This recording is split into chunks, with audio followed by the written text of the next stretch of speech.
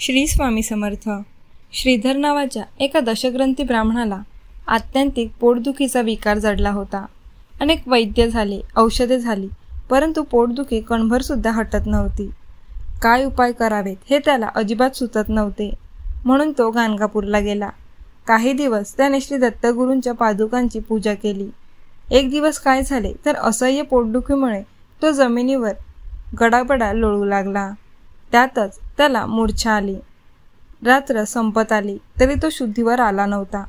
पहाटे पहाटे त्याला श्री दत्तगुरूंनी स्वप्न दृष्टांत दिला आणि सांगितले, श्रीपुरीच्या झाडाच्या पानाचा रस काढून त्यात सुंठ आणि सेंदव घालून त्या मिश्रणाचे 2-3 दिवस भक्षण कर. पोटदुखी निश्चितपणे थांबेल. सकाळी ब्राह्मणाला जाग आली. रात्रीच्या स्वप्नदृष्टांतात त्याला आठवला, म्हणून तो श्रीपुरीच्या झाडाचा शोध घेऊ लागला. परंतु ते झाड काही त्याला गाणगापुरात सापडेना. मुख्य म्हणजे श्रीपुरी कुठल्या झाडाला म्हणतात हे कुणाला सांगता येईना. ब्राह्मण त्रस्त झाला. रात्री त्याला अति थकव्यामुळे गाढ झोप लागली. रात्री पुन्हा त्याला स्वप्नदृष्टांत झाला आणि स्वप्नात दत्तप्रभूंनी सांगितले की तू अक्कलकोटास जा. ते स्वामी समर्थ तुझी वाट पाहत बसलेले आहेत. ते तुला मदत करतील. स्वप्न संपले. श्रीधर ब्राह्मण पहाटे उठला आणि तडक अक्कलकोटच्या दिशेने चालायला लागला. 2 दिवसांनी तो अक्कलकोटात येऊन पोहोचला.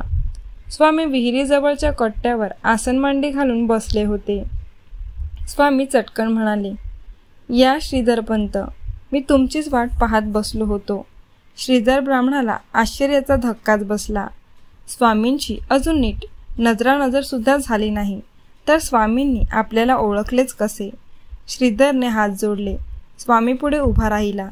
काहीतरी सांगायच्या आतच स्वामी बोलू लागले, अरे, निंबाच्या झाडाला श्रीपुरीचे झाड म्हणतात. अक्कलकोटात श्रीपुरीची खूप झाडे आहेत. त्या झाडाचा पाला घे, तो नीट वाट, त्याचा रस काढ आणि त्यात सुंठ आणि सेंदव घाल. ते मिश्रण घे. 3 दिवसांनी तू खडखडीत बरा होशील. 3 दिवसांनी श्रीधर पूर्ण बरा झाला. त्याची पोटदुखी बरी झाली होती. स्वामींच्या कृपेचा अनुभव त्याने घेतला होता.